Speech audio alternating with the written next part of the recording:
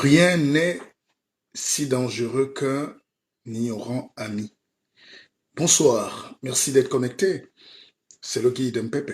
Je suis très heureux de vous retrouver. Je ne me suis pas totalement remis de mes bonnes vibrations ivoiriennes en terre et burnie, mais je suis là ce soir pour qu'on se parle, qu'on regarde l'actualité ensemble et qu'on discute.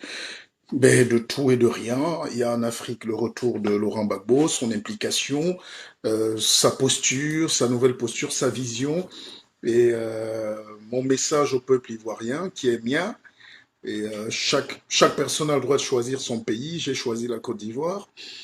J'ai trois pays, la France, la Côte d'Ivoire et le Cameroun, évidemment. Donc,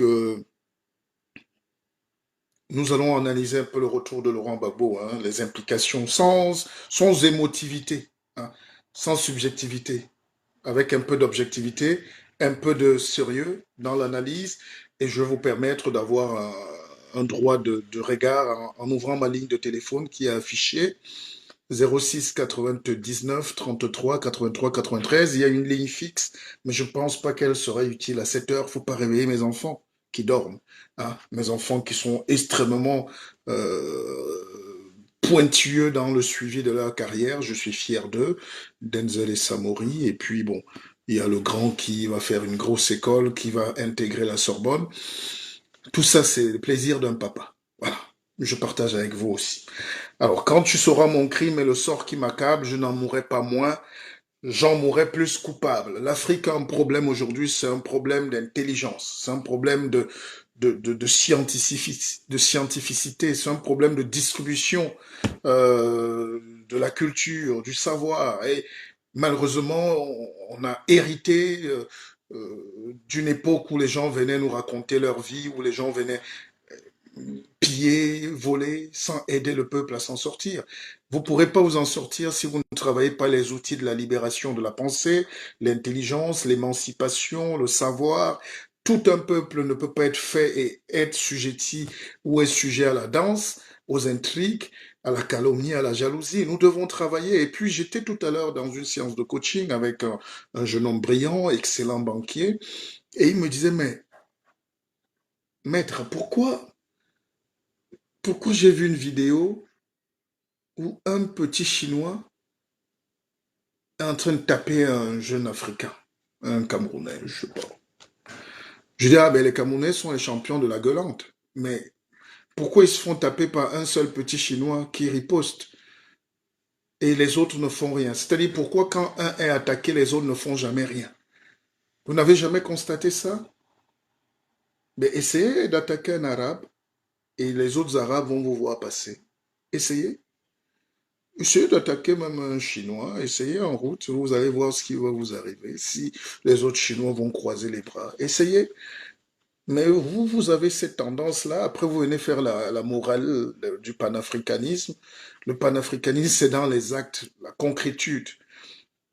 D'ailleurs, je lui expliquais à ce brillant jeune que l'idée du panafricanisme, de l'union des peuples, a même commencé. C'était le panafricanisme est plus ancien que l'Union européenne, l'européanisme.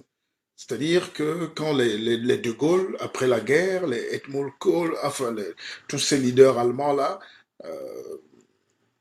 Giscard d'Estaing, tout ce monde-là, quand ils pensent à réunir l'Europe autour d'un intérêt commun, autour d'un marché unique et tout, l'Afrique dans les années 1910, avec les Dubois, avec les, les,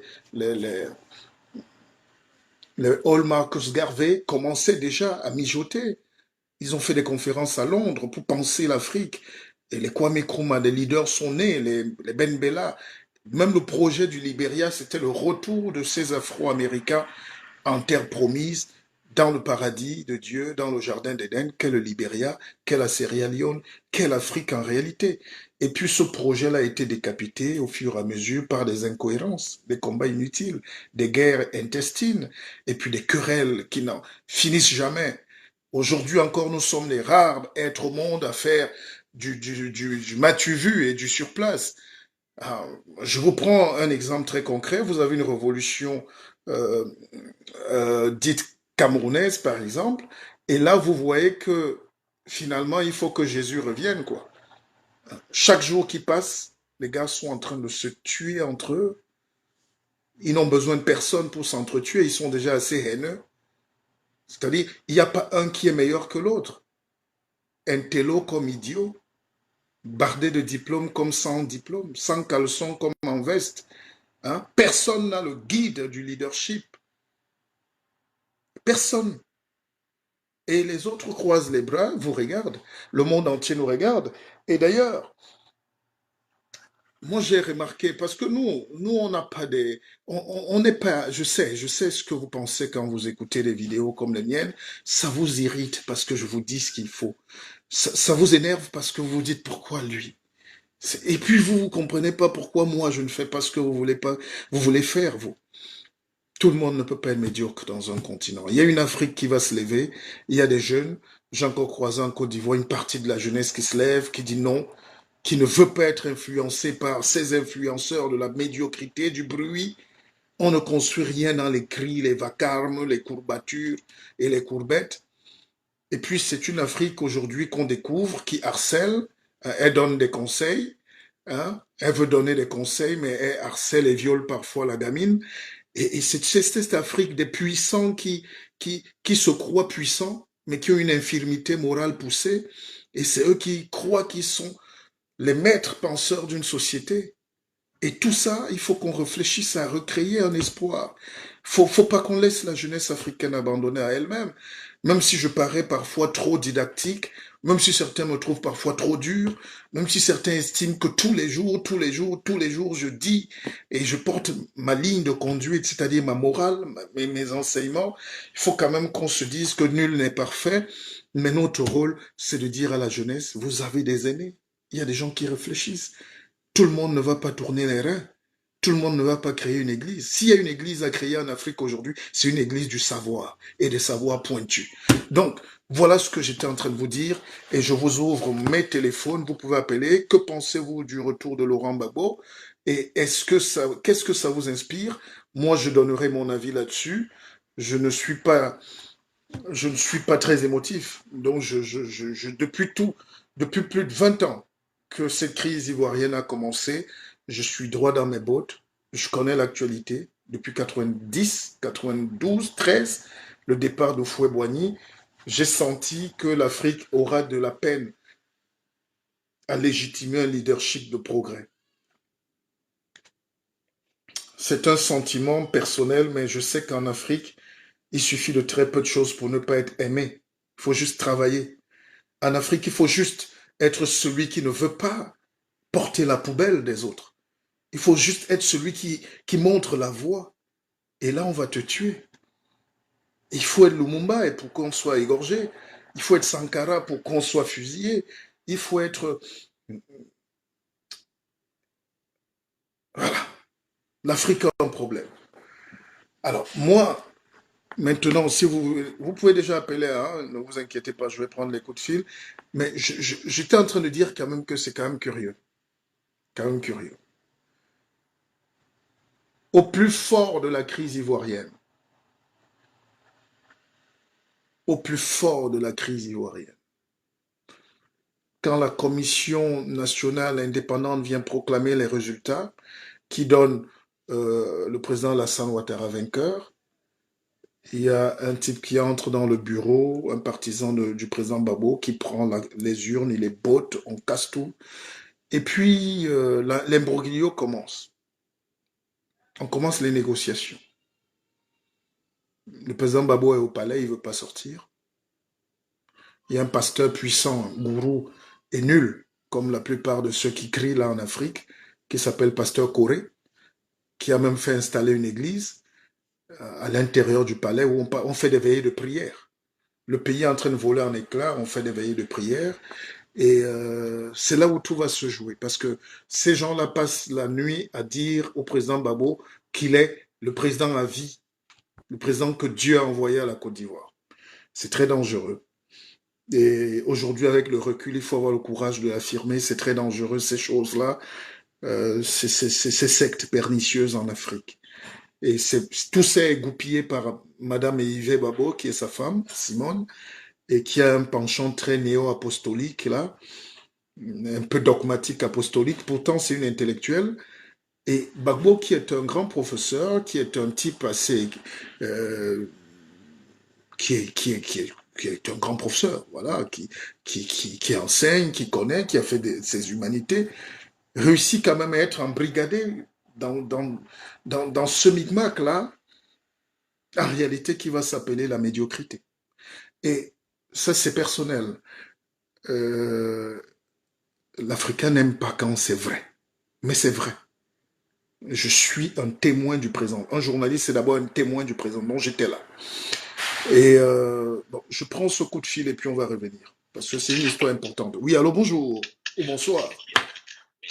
Bonsoir, bonsoir, bonsoir, le guide, bonsoir, bonsoir. Bonsoir, mon très cher. Oui, bonsoir, le guide. Oui, en fait, j'appelais par rapport à la question posée et j'ai envie d'aller, de vous emboîter le pas pour dire que ce doit être une analyse froide, sans état d'âme, je veux dire, sans état d'âme, sans y mettre de la passion, mais une analyse froide. Parce que il faut se dire que tout ce qui se passe là, cela remonte à très longtemps. Voilà. Gbagbo monte au pouvoir, ensuite il y a la rébellion et tout. Mais j'aime toujours à dire que quand on va aux dernières élections de 2011, qui est la cause de tout ce qu'on voit là actuellement, en réalité, j'ai toujours pensé, j'ai toujours dit, pour tissu latéral camerounais, j'ai toujours pensé qu'il y a eu des fortes chances qu'en réalité, Alassane ait gagné. Oui. Et j'avais toujours posé la question à tous ceux qui supportaient Gbagbo. Alors, les résultats du premier tour, est-ce que Gbagbo était d'accord? Ils me disent oui. Je dis, bon, prenons une analyse simple, une analyse un peu logique, même si la logique parfois fait défaut à ça. Premier tour, Gbagbo à 37% ou 38%, je pense. Alassane à 32%, je pense, un truc comme ça. 32, 33, je me rappelle plus très bien les détails. Mais il est au-dessus de la trentaine. Gbagbo aussi à 38, 37, 38. Voilà. Et Bédier vient avec 25. Et les autres petits partis qui viennent là. Voilà. Dans la coalition du RHDP, on se rend compte que l'autre donne ses voix. Enfin, la coalition est derrière Alassane. Et en réalité, j'ai toujours dit aux gens, allez resuivre le deuxième tour du face-à-face. Le face-à-face qu'il y a eu entre Gbagbo et Alassane. Moi, j'ai dit toujours aux gens, Alassane n'avait pas de programme, Gbagbo n'avait pas de programme. Allez bien écouter, il n'avait pas de programme, c'est le programme M. Gbagbo. Moi, j'ai apprécié le programme économique de ce monsieur, de M. Alassane, d'accord. Et c'est vrai, j'étais à Abidjan en 2019, j'étais en mission là-bas pour 3-4 semaines. J'ai vu ce qu'il faisait là-bas. Voilà, on sent un monsieur qui travaille, qui fait changer les choses. Vous voyez.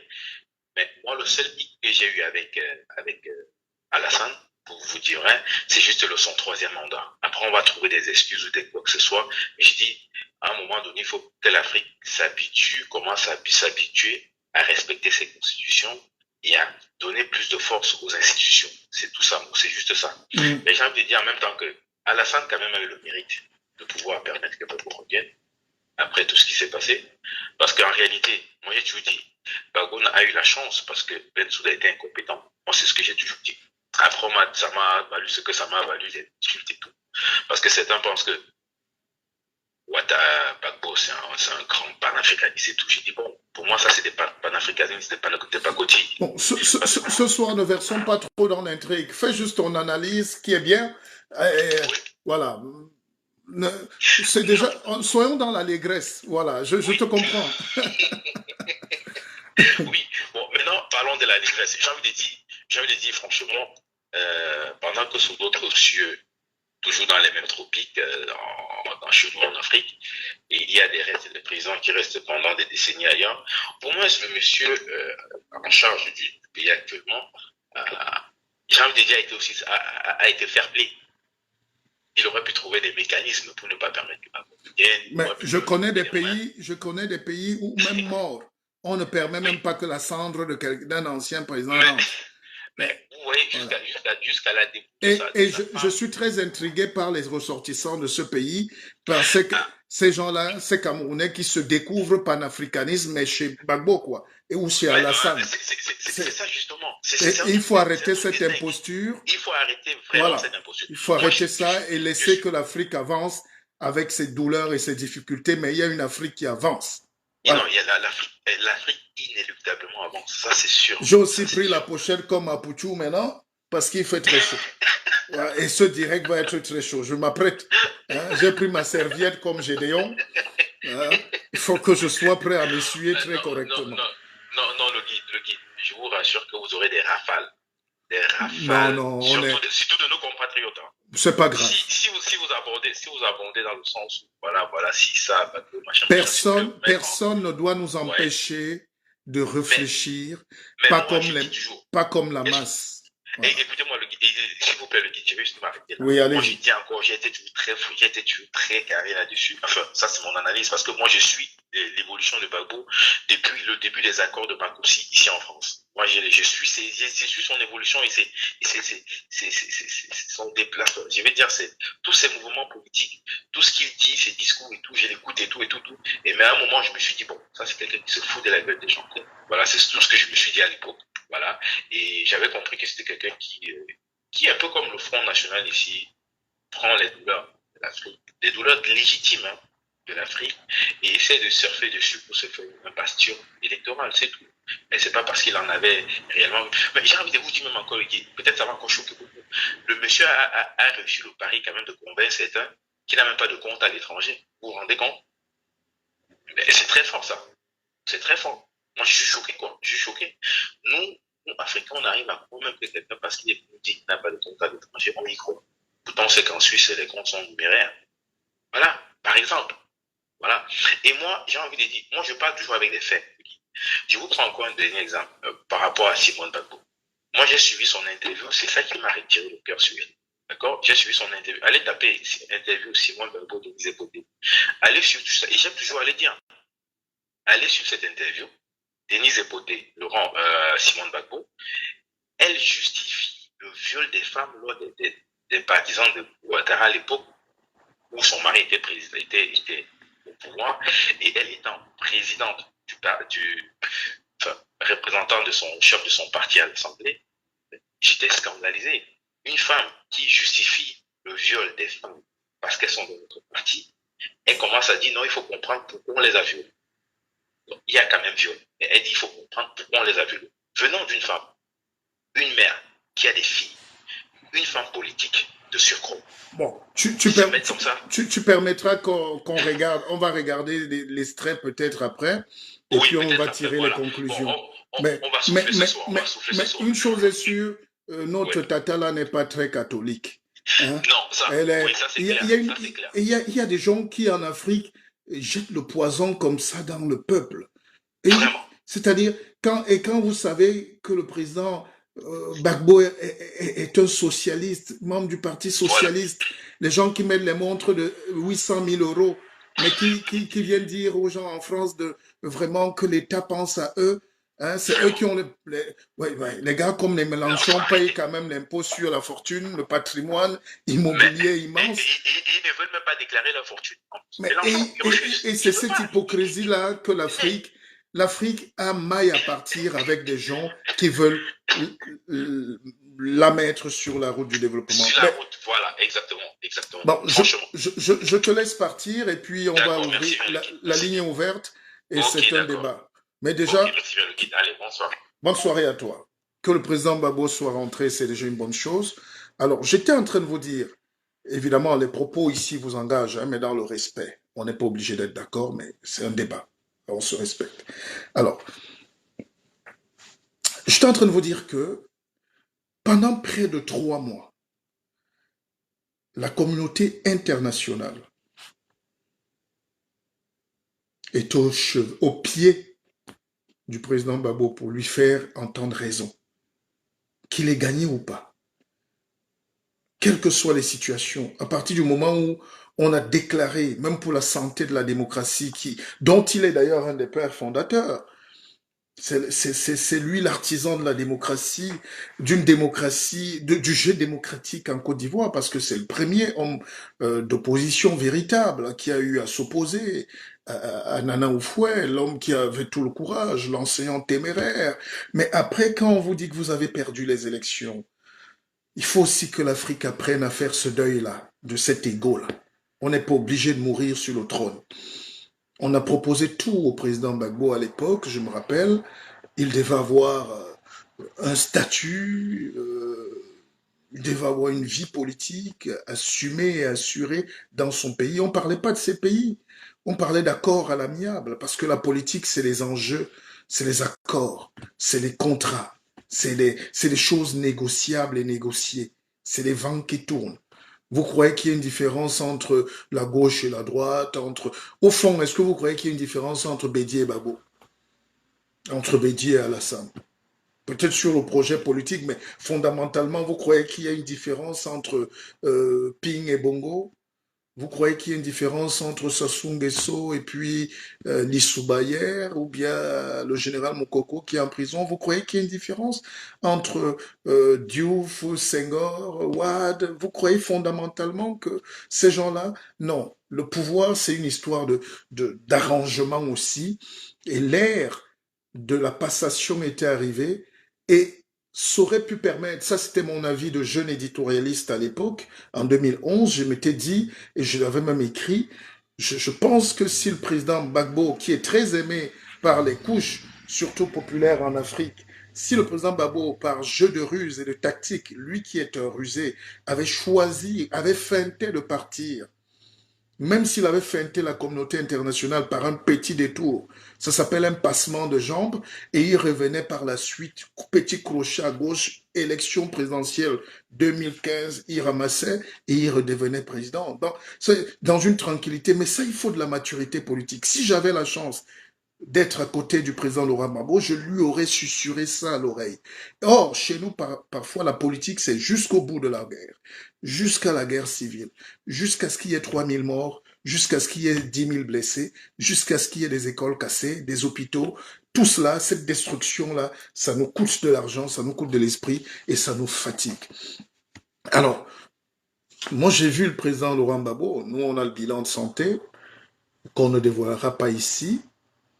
Mais il suffit, il ne faut même pas faire bac plus 12 en médecine ou bac plus 6. Il faut juste regarder le président Laurent Gbagbo avec les yeux de la sagesse. Vous comprenez qu'il est sérieusement amorti et je pense qu'il doit se reposer. Il doit se reposer et toute cette petite élite ivoirienne là qui s'active hein, à croire qu'on peut refaire la sauce braise, le poulet braisé là, sur les braises du peuple ivoirien, il faut arrêter ça. Vous avez tourné la page, vous pouvez vous orienter maintenant vers un autre destin. C'est un legacy, comme on dit en anglais, c'est un testament. C'est un testament. Vous avez la chance que les trois grands présidents depuis 90 sont encore vivants.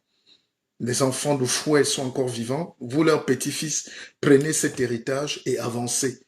C'est-à-dire, prenez Laurent Gbagbo comme un totem aujourd'hui, comme un sage, et essayez de ne pas entrer dans ce jeu de la politique politicienne. Il ne peut plus faire de la politique. Personne d'ailleurs. Je pense que même le dernier, je m'autorise à croire que ce dernier mandat pour le président Ouattara est vraiment le dernier. Je peux parier là-dessus et que la médiation doit s'engager dès demain matin pour que les trois sages de la Côte d'Ivoire, comme je les appelle, puissent définir une autre orientation pour leur pays. C'est-à-dire un pays qui fait mentir les autres pays francophones où pour faire 1 kilomètre de goudron, on fait 20 ans. Ou pour donner l'eau aux populations dans la capitale, on fait 70 ans.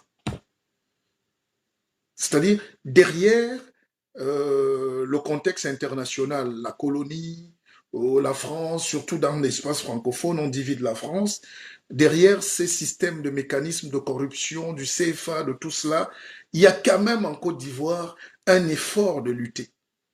Il y a d'autres pays qui se sont à plat ventre, ils ont croisé les bras et rien ne marche là-bas et on accuse toujours les autres. C'est terminé tout cela. Oui, allô, bonsoir. Alors, bonsoir le guide. Oui, bonsoir, mon cher. Kassim Karamoko à l'appareil. Oui, comment tu vas, mon cher Ça Karam? va et toi? Ça va très bien. Calmement. Je t'ai dit bonne arrivée d'abord. Merci, merci. Ouais, on m'a fait un retour positif sur ton séjour en Côte d'Ivoire. Le séjour ne pouvait être que positif. Hein? Je n'ai jamais Ah, raté. hein? Je ne m'appelle pas le général Kassaraté. Hein? Ça, c'est vrai. Voilà. Ni le général Makoso. Non, Tu n'es bon. pas un marmailleur. Non, on va pas descendre là-dessus. Respectons ces illustres illuminés. On est en train de parler Ouais. de science là, et d'intelligence. Effectivement, vraiment, merci pour ce direct. Merci pour ce direct. Je le dis encore, merci pour ce direct. Parce que là, vraiment. Mais là où j'ai un souci, c'est que les trois dinosaures, effectivement, je pense qu'il est temps qu'ils s'effacent.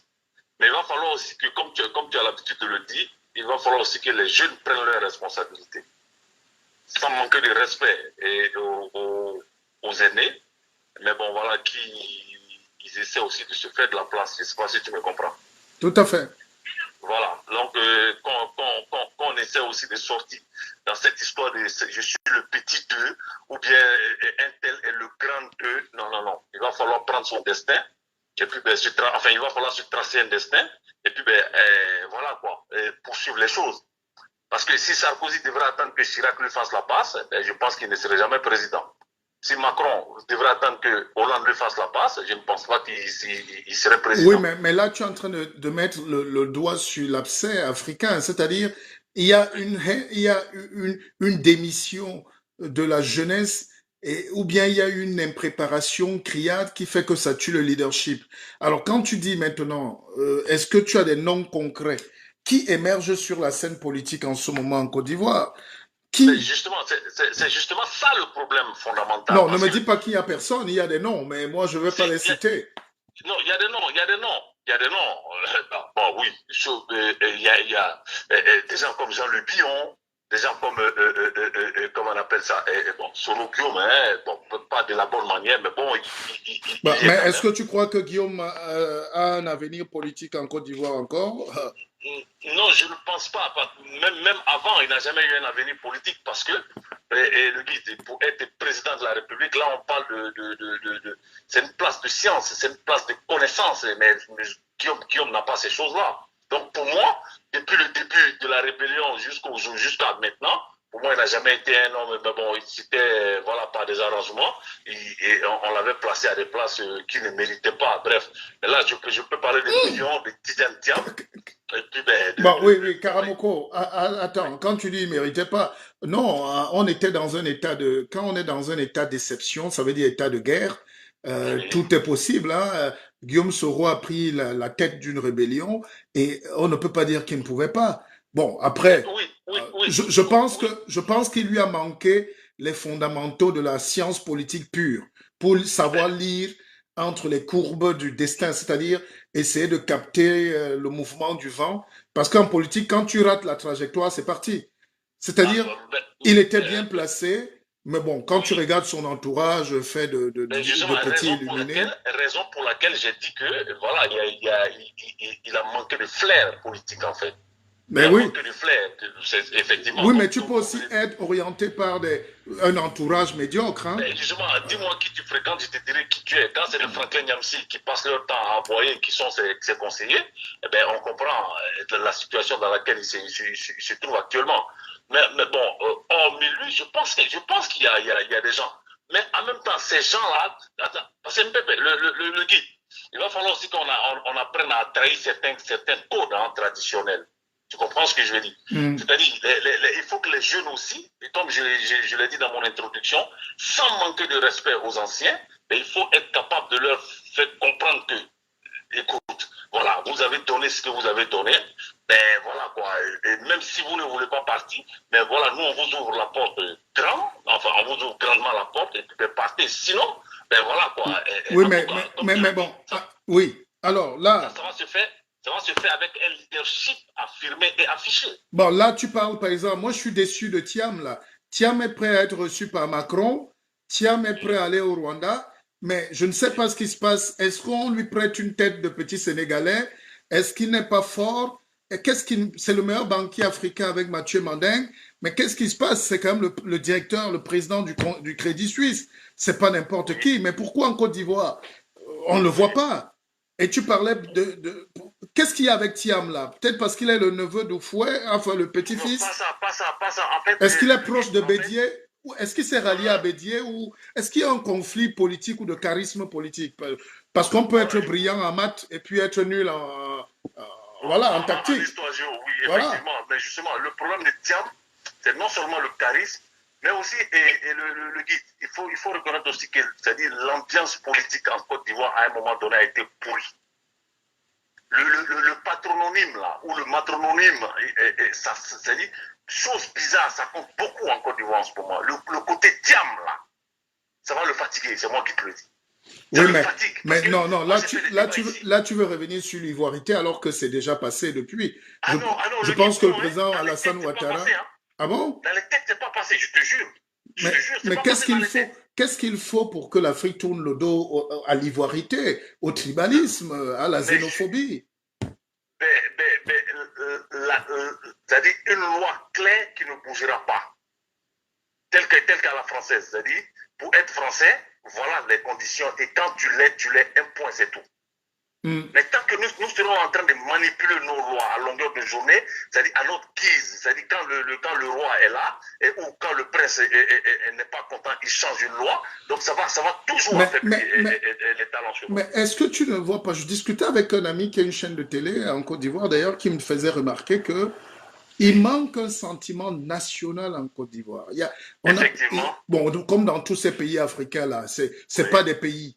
C'est des pays oui, où un Chinois peut venir décider d'acheter toute une partie de du oui, pays. Donc il manque ce qu'on appelle un principe d'opportunité et un principe de construction nationale. Il n'y a pas de ah, nation et l'ivoirité est née un peu de cette cette orphelinité de la pensée là. C'est-à-dire, Bédier croyait bien faire en voulant créer l'ivoirité, une sorte non, de... non, le guide, bon, peut-être que Bédier va dire ça, sinon moi je dirais que C'était malsain. oui, effectivement, c'est-à-dire le plus gros problème, parce que Bédier Oui. incapable de concurrencer quelqu'un comme Alassane Ouattara, il nous a écrit cette bêtise-là avec laquelle nous nous débattons jusqu'à présent. Au lieu d'être courageux, mais c'est ce que tu as l'habitude de le dire, au lieu de se comporter en frère leader pragmatique, mais il s'est comporté, ben voilà, en tricheur, entre guillemets. Bon, laissons un peu déjà nos papas là, parce que Voilà, j'ai oui, compris. Mais voilà, maintenant, oui, j'étais j'ai des enfants en Côte d'Ivoire.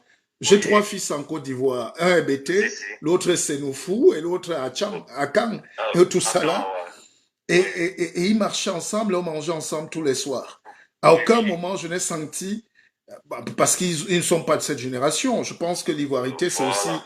c'est à 94, 15, 16, tout ça là. Donc ça fait Ouais, quand ouais. même, ça va faire déjà 21 ans, enfin plus de Oui, 20 ans oui. qu'on est dans cette connerie là. Mais je Oui, pense qu'il y a oui. une nouvelle génération qui avait 10 ans à l'époque ou 2 ans qui n'a pas connu ça. Et il faut Effectivement. reconstruire ce sentiment national. C'est peut-être ça que Voilà. Alassane Ouattara doit faire aujourd'hui, je pense. Non, mais en fait, je pense que c'est même plus qu'évident. C'est-à-dire, et souder, et je vais le tissu national, mais en prenant des lois fortes, comme je le dis, voilà, écoute, on définit un principe clair et que tout le monde s'y en tient, en fait. Hmm. Tu comprends ce Ok. que je veux dire? Il y a un principe, voilà, écoute, ça t'arrange, Dieu merci, ça ne t'arrange pas, mais c'est le principe, point à la ligne. Merci. Maintenant, si, Oui. hein, Chute maintenant, alors. si chacun maintenant, au gré de ses, je veux dire, de ses intérêts politiques, ou bien on veut se débarrasser d'un adversaire et qu'il doit tripatouiller à chaque fois, eh ben voilà, ça va toujours nous causer les mêmes problèmes qu'aujourd'hui. Ben, Voilà, ok. mais Ok. il faut que les jeunes africains, surtout ivoiriens, voilà, se freinent un chemin. Il ne faut pas qu'ils attendent qu'on leur fasse la passe. Merci, merci Karamoko. On va libérer la ligne. Il y Voilà. a beaucoup d'appels derrière Ok, il n'y et a le pas de débat est souci. très Allez, bonne important. soirée à Merci. toi. Bonne Ouais. soirée. Alors, que pensez-vous du retour de Laurent Gbagbo? Qu'est-ce que vous attendez? qu'est-ce que vous attendez du président Laurent Gbagbo? Est-ce qu'il peut symboliser cette arbre de paix, ce baobab de l'Afrique qui rentre? Pour moi, c'est une grosse défaite pour l'Afrique parce qu'on aurait pu éviter ça. Et malheureusement, nous voulons toujours payer de nos erreurs avant de prendre et de tirer des leçons et des conclusions. On nous a annoncé la venue. J'ai vu des groupuscules panafricains arriver en Côte d'Ivoire, qui venaient d'un pays, et ils sont allés dans le village du président Laurent Gbagbo à Mama pour célébrer le retour, mais avec ce petit venin de la haine. Le président Gbagbo ne rentre pas chez lui en guerre contre quelqu'un. Il rentre chez lui avec le cœur apaisé, avec le sentiment d'avoir été gracié, avec le sentiment du temps perdu aussi pour tout le peuple africain, pour tous les Ivoiriens, parce que ces 10 ans inutiles, on aurait pu les éviter. Alors, et puis, il y a une deuxième leçon, c'est que les gens annonçaient beaucoup de tensions, de crise. Il faut quand même saluer la vision du président Ouattara. Il a quand même fait le nécessaire. Il a donné le pavillon présidentiel. On a aménagé les résidences. On a loué un budget pour sa venue. On a donné le corridor sécuritaire. Je pense que les gens voulaient à tout prix, hein, certains panafricanistes encore voulaient à tout prix qu'il y ait du sang ce soir en Côte d'Ivoire, qu'il y ait du grabuge, qu'on détruise les biens, les personnes, mais je pense qu'il y a beaucoup de retenue. Je salue cette grandeur de ce peuple ivoirien qui me surprend tous les jours. Je salue cette maturité parce que même la presse, même il y a une certaine presse française même qui a commencé à faire son bon boulot, c'est-à-dire exciter un peu les foules, comme si le retour de Laurent Gbagbo posait un problème. Ça ne pose aucun problème. Les gens sont libres d'aller l'accueillir, ce qu'ils ont fait. Les gens sont libres de célébrer le retour, mais ça ne vient pas se superposer au destin de la Côte d'Ivoire. La Côte d'Ivoire doit continuer d'avancer. Il y a un travail qui est fait sur place. Et je pense plutôt que le retour de Laurent Gbagbo, ça tombe dans le domaine de l'héritage, comme je l'ai dit, pour ce peuple, pour cette jeunesse ivoirienne consciente, conscientisée, qui doit demain prendre les rênes de son pays. Et ce pays est une pépite, c'est un joyau. Ne permettez plus à personne d'amener des discours de haine, des discours de médiocrité pour limiter ce pays à la colonie, à la bestialité, à la pauvreté, à la médiocrité. La Côte d'Ivoire n'est pas un pays pauvre. La Côte d'Ivoire, c'est un pays avec un esprit fort, des jeunes brillants, des gens qui travaillent et des gens sont ouverts à cette grandeur du monde. Si vous ne vous ouvrez pas au monde, vous restez cloisonnés dans vos forêts, dans vos villages, comme des paysans du XVIIe siècle. Aujourd'hui, vous avez une Côte d'Ivoire qui est totalement libérée. L'économie circule. 2 chiffres. Ça peut énerver. Je sais que ça énerve les autres qui n'ont rien dans leur pays. Ils se disent, comment ce management fait? Comment on fait en Côte d'Ivoire? C'est simple, la Côte d'Ivoire a un esprit d'ouverture très poussé. C'est le pays où les gens se sentent bien et c'est un pays qui progresse. On va prendre un coup de fil. Je pense que ça vient de l'Allemagne. Le téléphone est ouvert. 06, même par WhatsApp, 06 99 33 83 93. Et vous pouvez appeler. Qu'est-ce que vous pensez de ce retour du président Gbagbo? Quelles sont les chances pour le peuple ivoirien de profiter de la sagesse de ses leaders? Qu'est-ce que vous pensez de la gestion du président Alassane Ouattara? Et est-ce que Bédié peut apporter un plus? Comment l'Afrique doit se repenser à partir de la Côte d'Ivoire? Ça, c'est le thème qui m'intéresse aujourd'hui et c'est pour ça que je vous ouvre le téléphone. Alors là, on essayait de rappeler quelqu'un qui tentait de nous avoir tout à l'heure. Mais je sais que la ligne se bouscule, mais bon. Ok, on va revenir. J'ai très chaud ce soir, c'est incroyable.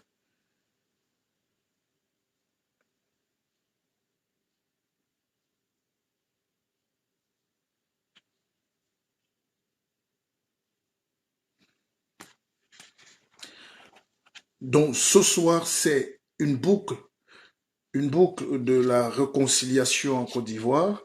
Et je suis très frappé par ça. Et nous ne devons pas nous taire ce soir, nous devons prendre nos responsabilités pour essayer de pousser le raisonnement, essayer de comprendre pourquoi et essayer de comprendre comment on peut aider le pays à avancer. Oui, allô, bonsoir. Allô? Ouais, allô, bonsoir les gars. Oui, bonsoir, mon très cher. Comment allez-vous? Je vais très bien. Et vous? Bien. Mhm. Bienvenue dans la famille ce soir. On est entre nous. Wow. Ok. Merci bien. Euh, je crois que le débat, c'est le retour de Laurent Gbagbo. Oui, c'est ça qui met l'actualité aujourd'hui. On est obligé d'en parler. Allez-y, on vous écoute rapidement. Ok, merci beaucoup. Moi, ce que je veux dire est que euh, j'ai vraiment peur. J'ai vraiment peur. En tant que vraiment, j'ai peur. J'ai peur. Non, pourquoi vous avez peur? N'ayez pas peur. Non, j'ai peur. Le guide, écoute-moi, j'ai peur parce que je n'ai jamais fait confiance à Laurent Gbagbo. Laurent Gbagbo n'a jamais tenu parole. Ouais. Et tout le monde sait, si vous ne repartez pas en arrière, tout ce que Laurent Gbagbo a dit, il n'a jamais tenu.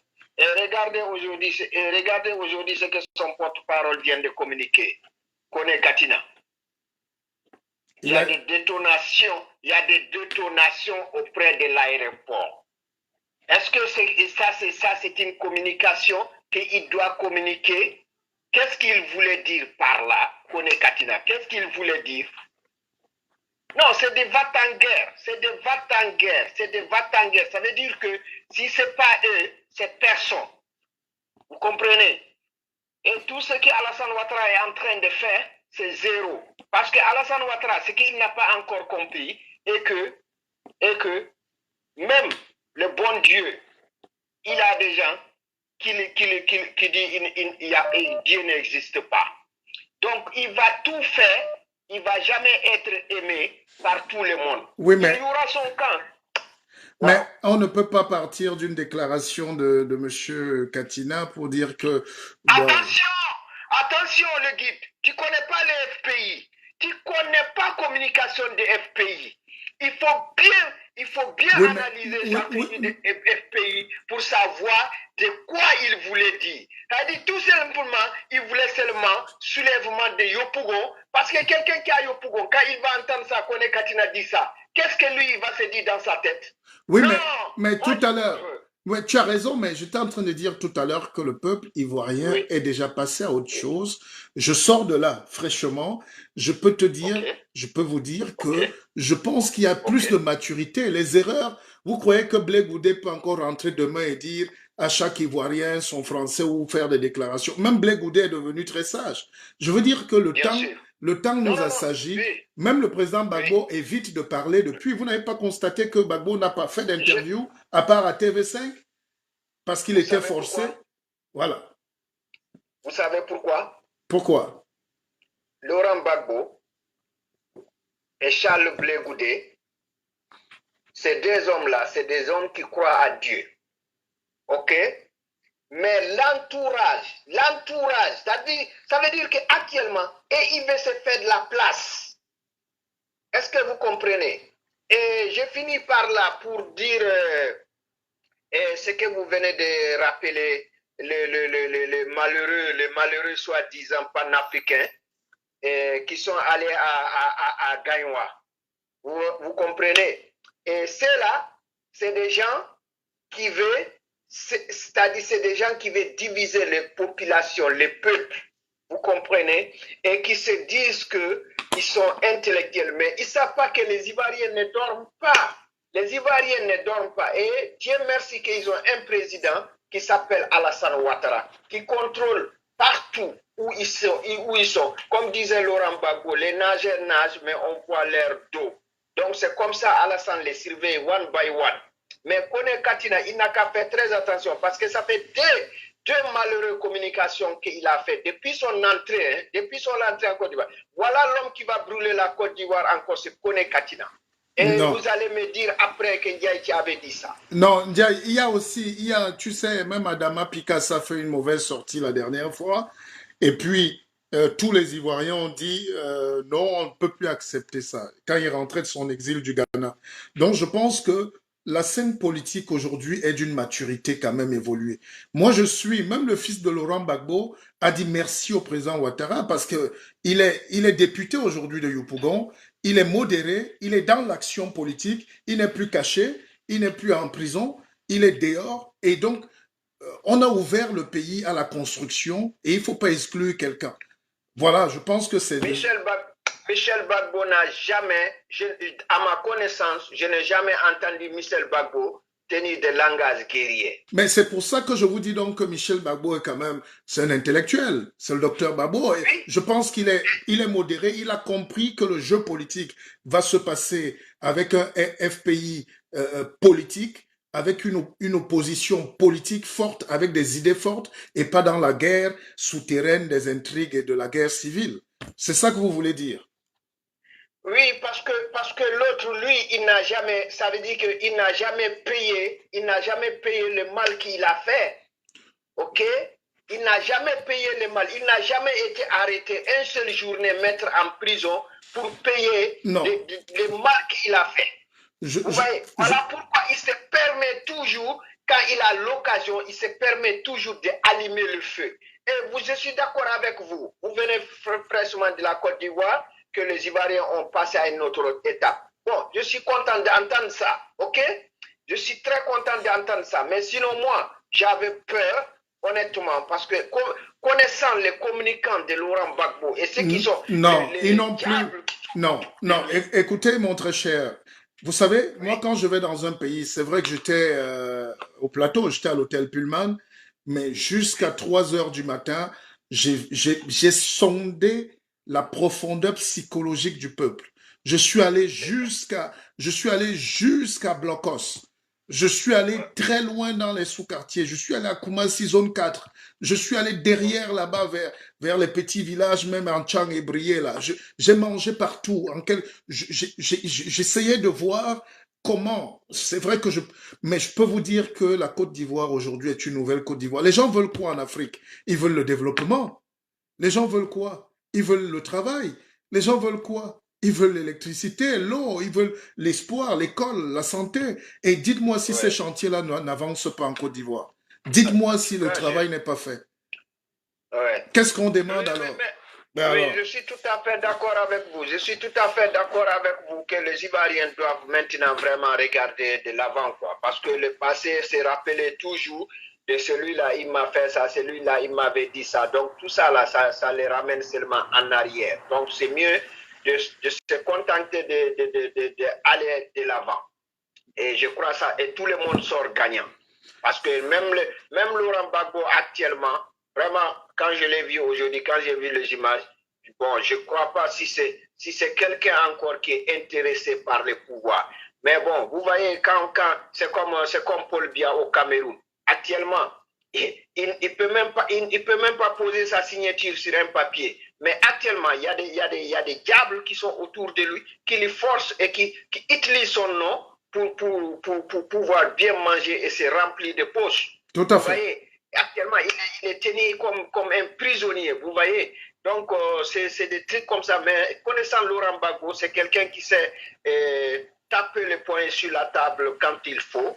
Et donc, je crois que ça ne va pas arriver. Donc, les guides, vraiment, merci beaucoup. Je vais libérer l'antenne. Peut-être qu'il y aura des intervenants encore. Oui, il y a beaucoup de lignes. Et puis, c'est notre débat. C'est l'Afrique qui doit se parler à elle-même. Je ne veux pas attendre que France 24 m'explique le retour de Gbagbo, alors que c'est moi. Les gens nous attendent. Tout Abidjan, toute la Côte d'Ivoire, toute l'Afrique attend aussi que les fils d'Afrique prennent la parole. Voilà. Donc, merci, Monsieur Diaye. Là, on va prendre quelqu'un, je ne sais pas d'où ça vient ce coup de fil, peut-être des États-Unis. Allô, bonjour. Oui, allô, bonjour, bonsoir. On a une dame au téléphone, mais ça fait du bien. Bonsoir, madame. Il est 22h, il est 23h à Paris, hein, vous voyez? 21h en Côte d'Ivoire. 17h ici. 17h aux États-Unis, c'est ça? Yeah, c'est ça. Alors, qu'est-ce que vous voulez nous dire? Que pensez-vous du retour de notre président Laurent Gbagbo, le président des Africains finalement? Ce que je voulais dire par rapport à ça, c'est qu'on doit essayer de voir la positivité de l'action, la réconciliation que cela c'est la constellation qui ressort de ce retour au pays. Et les Ivoiriens nous montrent qu'ils ont un niveau d'élévation et de compréhension de la vie que tous nous devons regarder et copier. Tout à fait. Donc, cette venue, ce retour au pays, non seulement c'est bien pour la personne, mais aussi c'est bien pour la conciliation du pays. Et les gens ne doivent pas voir en ça un retour avec une vengeance derrière, mais par contre un retour avec une vision pour comment on appelle ça, pour le développement non seulement spirituel du pays, mais aussi le développement social, économique. C'est très bien. C'est très bien d'avoir insisté sur le développement spirituel parce que je pense que ce retour de Laurent Gbagbo est un retour spirituel parce que tous ces enfants, tous ces grands présidents-là vont être enterrés en Côte d'Ivoire. Ça, c'est une certitude. Que ce soit le président Bédié, que ce soit le président Gbagbo, que ce soit le président Alassane Ouattara, comme le président Oufoué, il faut qu'ils soient enterrés tous en terre éburnie. Et ça, c'est la spiritualité aussi. Ça, c'est un très bon point, ça. Je vous écoute. Yeah. Et vraiment, je suis vraiment très contente parce que ça sert de leçon à certains autres pays qui pensent que quelqu'un qui n'est plus au pouvoir est forcément un ennemi. Non, c'est pas le cas. Et je pense que le président aussi a appris, l'ancien président de la Côte d'Ivoire a appris que on peut ne pas toujours être aux commandes des choses et être utile pour le pays. Et le fait qu'il soit dans son pays aujourd'hui, avec les jours qui à venir, il ne sera pas dans la on dit comment on dit ça, la vengeance. Oui, dans la vengeance, mais beaucoup plus pour la construction, Et je crois que les gens seront beaucoup très déçus de savoir qu'il n'est plus au niveau ok, je viens et je dois par rapport à ce qui s'est passé. Non. Je pense qu'il a été mûri spirituellement pour voir quelque chose, pour voir des choses dans la positivité pour le pays. Ce que vous ne savez pas, c'est que le président Laurent Gbagbo est d'abord un historien. Et la force de l'historien, c'est quoi? C'est d'avoir le disque dur des événements passés. Il sait exactement ce qu'il faut pour ne pas reproduire. Et pour entrer dans l'histoire aujourd'hui, il ne pourrait pas se permettre certaines choses. Encore, il faudrait qu'il soit en possession de ses moyens. Tout à fait. Et vraiment, je suis très contente pour le pays de la Côte d'Ivoire, quoi. Vraiment. Merci. Et il y en aura de beaucoup de déçus. Il y en aura de beaucoup de déçus. Et heureusement, ce sera une leçon pour tout un chacun que voilà, il faut toujours voir la positivité dans les choses. Il faut toujours voir. Il faut que les Africains apprennent à comprendre que le bonheur des autres nous concerne aussi. C'est-à-dire, nous devons nous battre pour le bonheur des autres si nous-mêmes on veut être heureux. Et il y a l'égoïsme là, on doit le mettre ça à côté. Et c'est une chance. Moi, je sais que les Ivoiriens, nous sommes tous Ivoiriens ce soir. Je sais qu'il y a des gens de petits esprits qui veulent toujours ramener la petite guerre parce qu'ils vivent de ça. Ils vivent de petits clans là. Eux-mêmes n'aiment pas l'Afrique. Même dans leur maison, ils ne payent pas leurs domestiques. Ils sont esclavagisants. Non, ils violent parfois même leurs domestiques dans les bureaux. Mais ils veulent donner des leçons au peuple. Voilà. Mais ils veulent donner des leçons. Voilà. C'est eux qui veulent donner des leçons aux gens qui avancent, qui construisent, qui se battent, qui assument leur destin. Il y a des pays où on ne veut même pas penser à demain. C'est-à-dire, dès que tu ouvres le chapitre, les gars fuient. En Côte d'Ivoire, ils ont affronté, chaque fois que l'histoire tangible de la Côte d'Ivoire s'impose à eux, ils affrontent. C'est douloureux, mais ils affrontent. Voilà. Ils sont, comme on dit ici, accountability. Yeah. Ils ont ça en eux. Parce qu'on ne peut pas avancer pour la gestion d'un pays en fuyant les problèmes ou en entretenant les problèmes. La Côte d'Ivoire a Oui, réglé là, tous ses problèmes. Le retour de Gbagbo était le dernier grand problème et je pense qu'il a été réglé définitivement ce soir. C'est une victoire pour le leadership ivoirien, c'est une victoire pour tout le peuple ivoirien et maintenant ils peuvent se regarder en face et se dire voilà ce qu'on attend pour demain, voilà la route, chacun a son mot à dire. Alors que vous avez des yeah, pays parce où on que a exclu des gens, où les gens, le peuple n'existe même pas. le peuple n'existe pas, Voilà. ils n'ont pas le droit de parler. Et comme on dit, la raison du plus fort est toujours la meilleure. Et ça, c'est pas comme ça qu'on gère un peuple. C'est pas comme ça qu'on gère un peuple.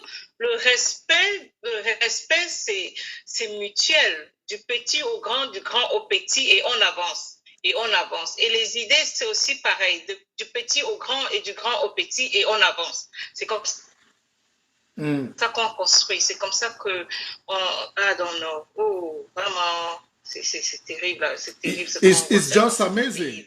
It's just, it's amazing. It is. Yeah. It is.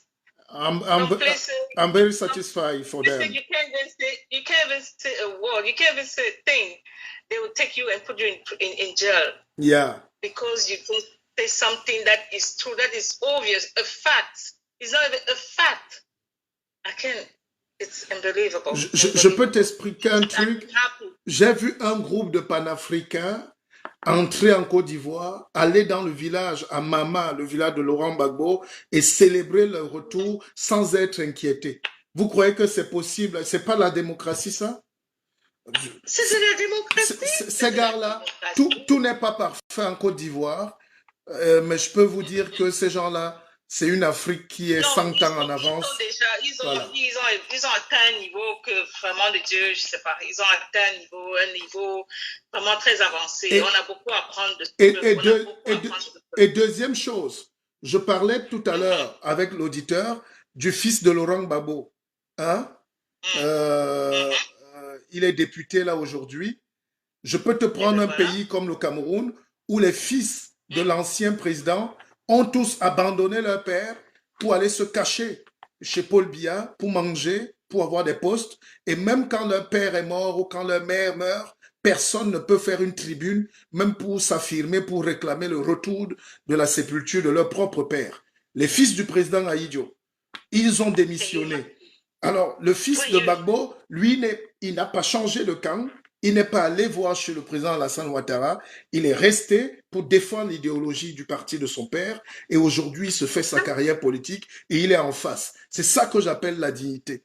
Et il est responsable, il est digne. Il ne prend pas appui sur le papa ou bien la maman ou bien le papa. Et il y a eu ce débat au Cameroun où les gens demandaient mais pourquoi les Camerounais ne réclament pas le retour des restes du président Ahidjo? Mais comment vous allez réclamer le retour du président Ahidjo quand les propres fils du type sont dans la mangeoire et sont en train de tuer la mémoire de leur père? Est-ce que vous pouvez être plus royaliste que le roi? Vous pouvez vous battre plus que les propres enfants, même si Ahidjo était le patrimoine. Mais est-ce que vous pouvez vous battre quand les enfants, eux, ils gagnent 10 millions le mois avec chauffeurs, gendarmes, et sans rien faire, et ils travaillent dans le système? Bah non, c'est ça. Il y a une malhonnêteté en Afrique que les gens ne veulent pas affronter parce que ça leur fait plaisir, la médiocrité. Voilà. Et quand je parlais de la spiritualité, là, je reviens au cas du Cameroun. Il y a beaucoup de choses et puis on se pose des questions, pourquoi est-ce que ça ne change pas? Pourquoi est-ce que après tant d'années, J'ai très chaud ce soir. Est-ce qu'il n'y a pas cette dimension spirituelle avec, par exemple, le fait que le président Laurent Gbagbo revienne dans son pays? Ça, c'est quelque chose de vraiment fantastique. Est-ce que même les restants du corps du président défunt Ahidjo, s'il revenait au Cameroun, est-ce que ça ne devrait pas changer quelque chose dans l'esprit des gens et voir que non, on doit se lever, on doit se battre, pas forcément avec l'esprit vindicatif ou bien quelque chose, se battre parce qu'on se dit on veut un pays dans une croissance positive vers l'exemple de la Côte d'Ivoire. La Côte d'Ivoire n'est pas parfaite, hein? Non. Mais quel pays est parfait? Quel pays est parfait?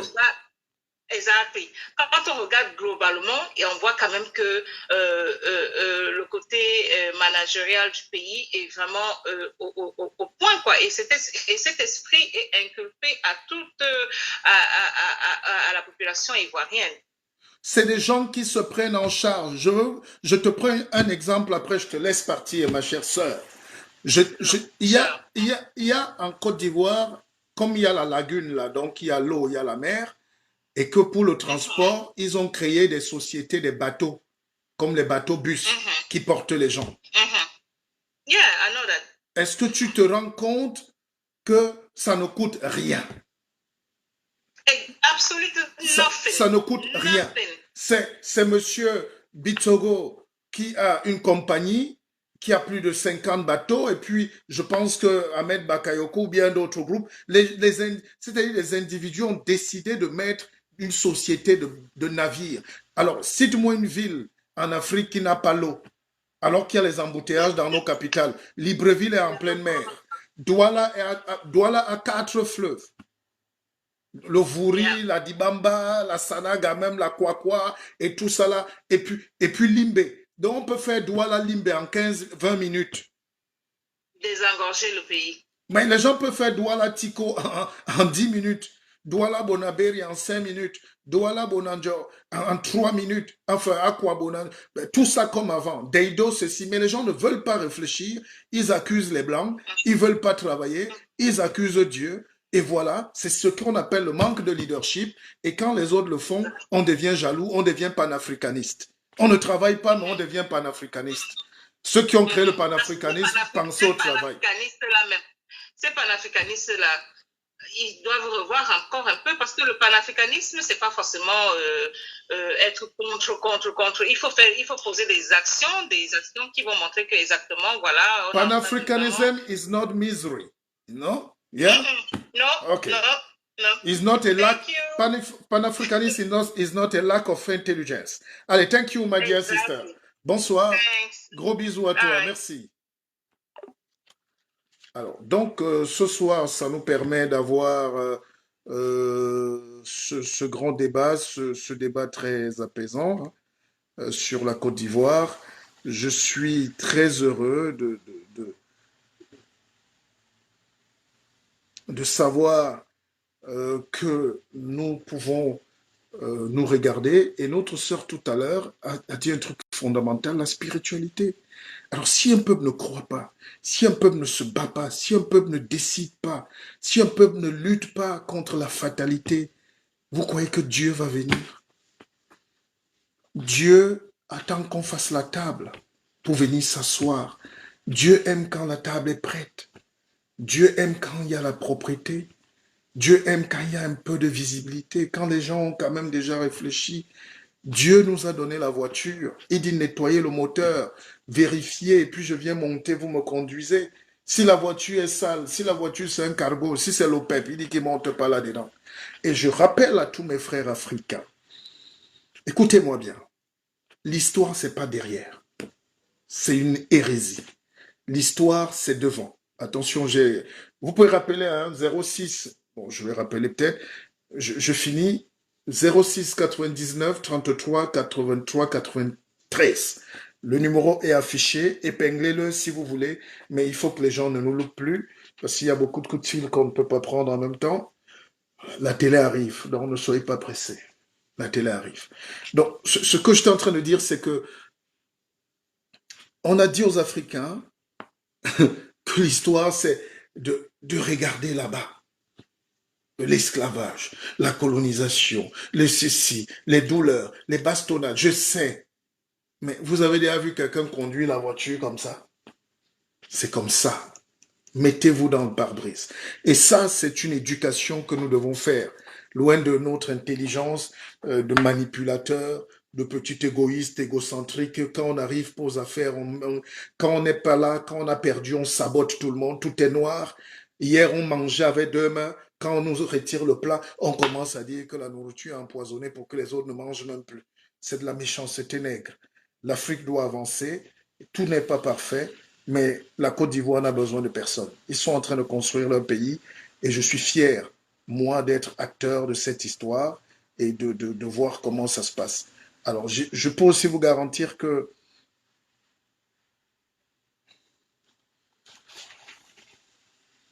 je suis aussi...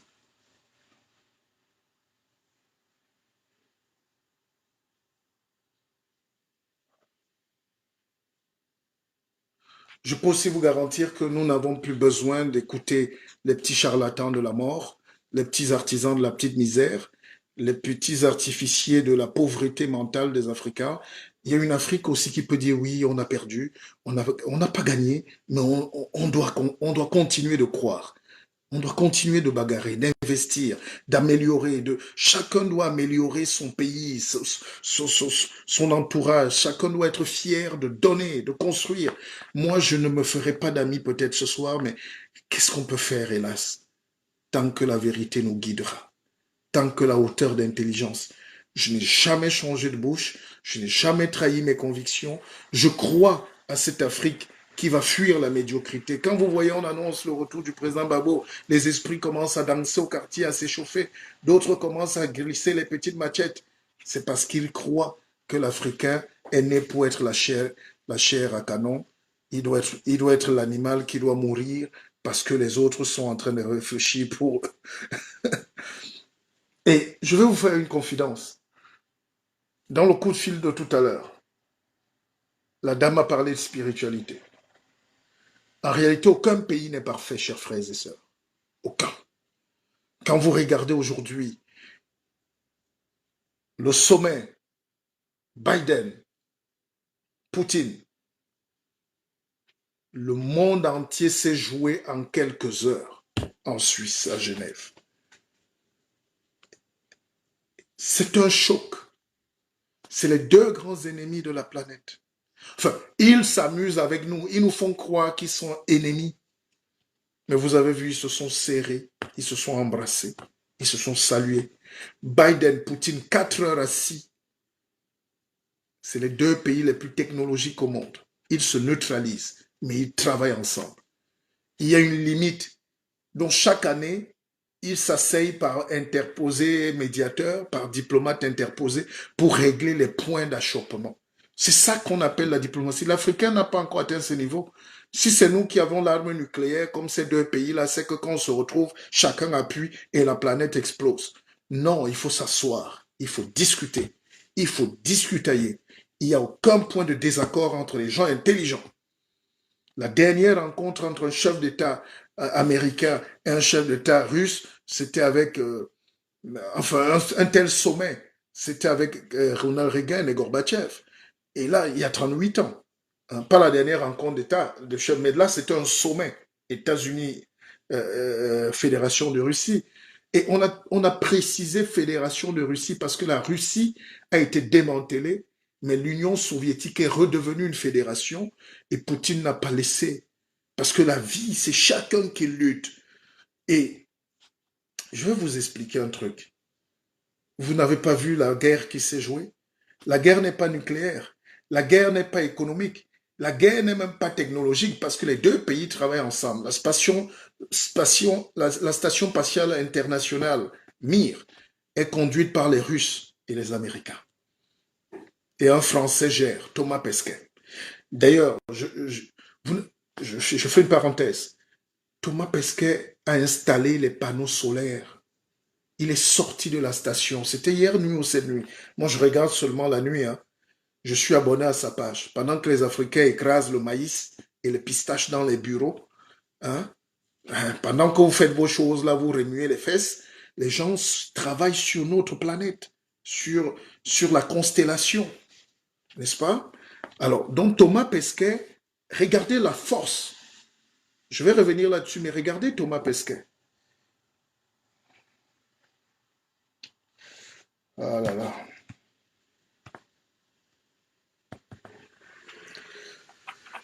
Le guide Pépé est un homme d'espace et d'écorce. Il faut toujours croquer l'écorce.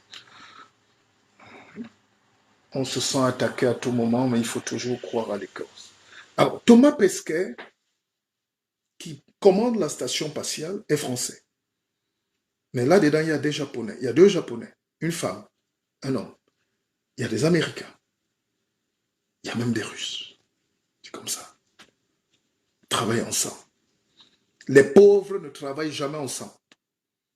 Les misérables ne travaillent jamais ensemble.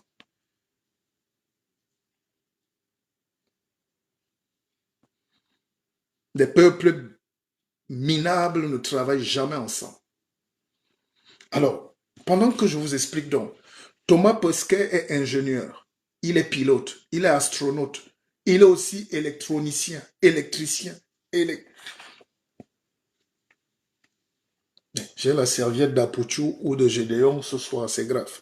Donc, Thomas Pesquet, une seule personne, représente la force et le savoir que j'aimerais bien voir les jeunes noirs africains aller arracher.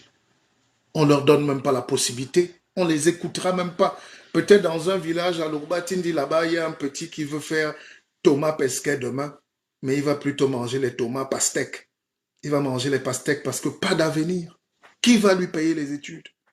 Il va vite faire la politique pour être député. Hein? Député pour gagner 1 million et venir percer les boutons devant la télé. C'est de la pauvreté.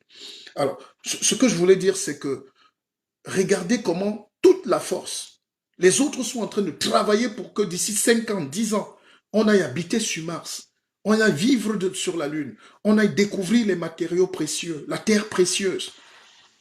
Une nouvelle vie, une nouvelle découverte. Entre-temps, l'Africain est là, le retour de Gbagbo, la guerre va commencer. Nous, on n'est pas un africaniste. C'est la pauvreté. Sortez de là vite. Très vite. Très vite.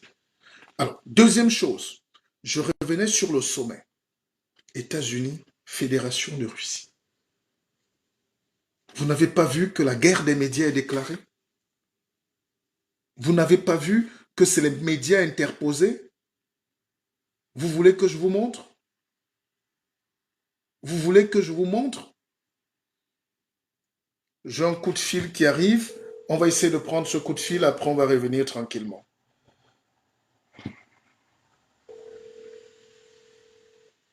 Retenez que la Côte d'Ivoire est un grand pays.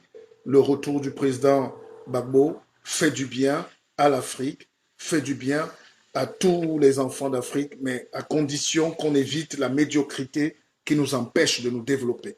Et ça, ces développements-là, ces analyses-là, personne ne vous les fera. Personne. Alors, donc, je ne sais pas, est-ce qu'on va reprendre ce coup de fil?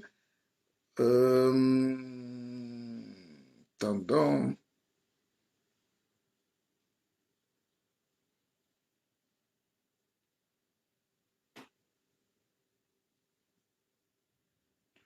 Vous savez, le peuple ne peut pas gérer lui-même la logistique. Hein? Je ne peux pas tout gérer en même temps. Donc, je revenais sur ce retour historique aujourd'hui de Laurent Gbagbo chez lui pour dire que ce n'est pas une action de défiance, ce n'est pas une guerre déclarée, c'est plutôt une pacification des esprits. C'est plutôt une page qui se tourne aussi. C'est la renaissance de ce pays et de l'Afrique qui doit tirer des leçons. Je pense que nous sommes encore là et nous devons prendre et tirer les leçons de ce grand combat. Donc, quand on parle de ce défi-là, je vous faisais une petite analyse sur la Russie et les États-Unis.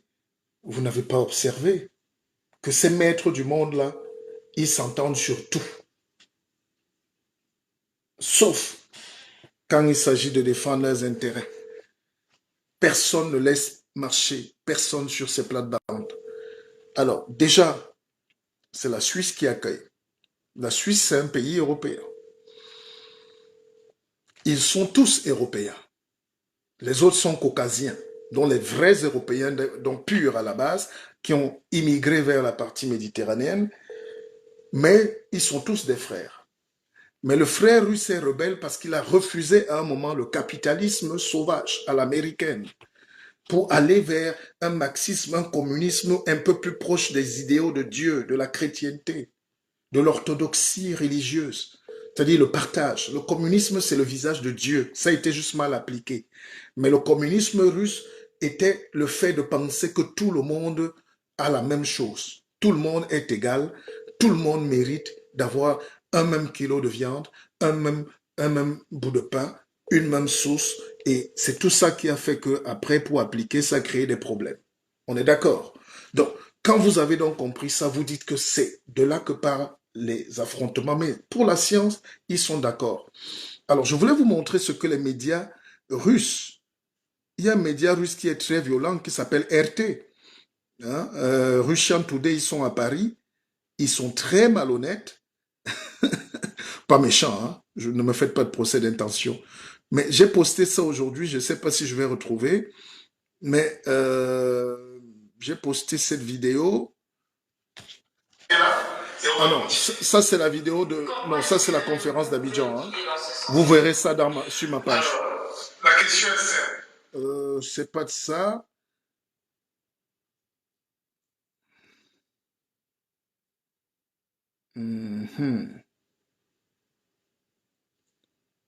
Voilà. Villiers, chercheur au Gatestone Institute, auteur de Après Trump aux éditions Ballon. Russian Today vous dit Biden atteint le problème de sérénité très visible. Il est arrivé à Genève en position de faiblesse. Alors je suis allé m'intéresser à ça. C'est juste une parenthèse. Hein. Et j'ai compris que nous vivons dans un monde de guerre.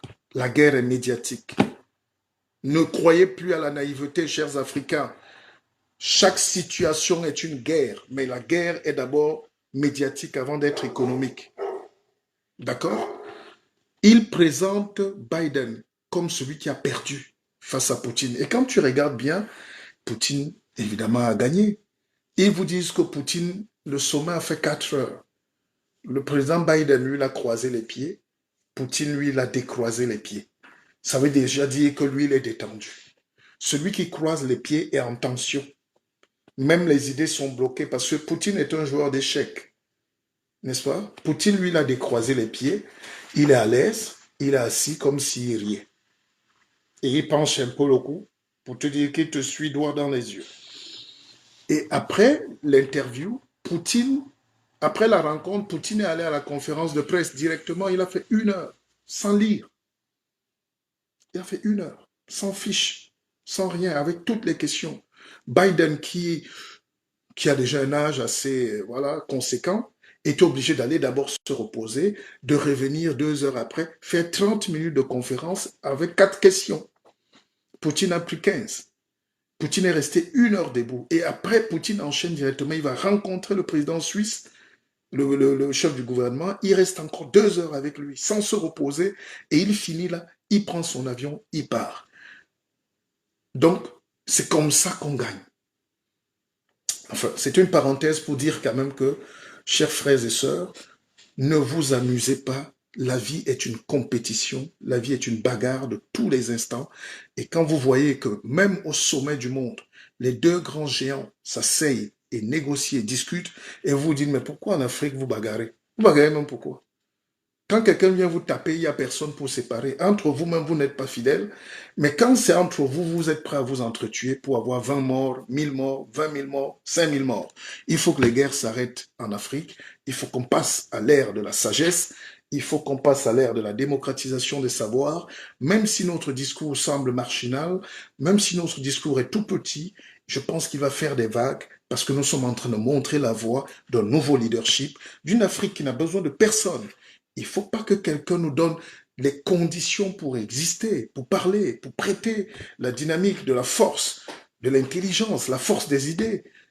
On a tellement mystifié, par exemple, le retour du président Gbagbo que les gens croyaient qu'il devait avoir guerre en Côte d'Ivoire. Aujourd'hui, les gens veulent la paix et ils vous le disent. Donc, merci à tout le peuple ivoirien. Merci au président Alassane Ouattara. Merci à son épouse, Madame Dominique Ouattara. Merci au président Gbagbo d'avoir pris sur lui de payer ces 10 années qui ont été dures. Merci à Madame Bambas, à son épouse, Merci à Madame Simone qui va jouer un rôle de tempérance, quelles que soient les situations internes. Merci aussi au président Bédier qui est resté très digne et très noble. C'est pas très prononcé. Le respect, le poids de l'âge aujourd'hui. Et puis vous voyez qu'il y a ce petit leadership-là qui doit maintenant commencer à bourgeonner. Cette Afrique-là qui doit reprendre. On a parlé de Billon, j'ai pas eu la chance de le rencontrer. On a parlé quand même des jeunes pousses dans le RHDP qui sont très talentueux, qui travaillent, qui apprennent auprès du président. Parce que gérer un pays, c'est beaucoup d'apprentissage aussi. On arrive au sommet d'un pays quand on a passé le temps à apprendre. Parce que personne n'est jamais président de la République tant qu'il n'est pas président de la République. Et comment on devient un bon président de la République? C'est en écoutant, c'est en écrivant, c'est en apprenant. Celui qui n'est pas prêt à obéir ne peut pas demain être commandant, comme disait mon grand-père. C'est pas Aristote. Allez, bonne soirée, il est 23h30. Vous avez été très nombreux à nous suivre. C'est exceptionnel d'avoir suivi cette conférence de très belle qualité. Je suis fier du peuple africain, je suis fier de vous. Demain, on se retrouve avec un autre live et on sera toujours là. Yako, Abidjan, Côte d'Ivoire. Je vous aime.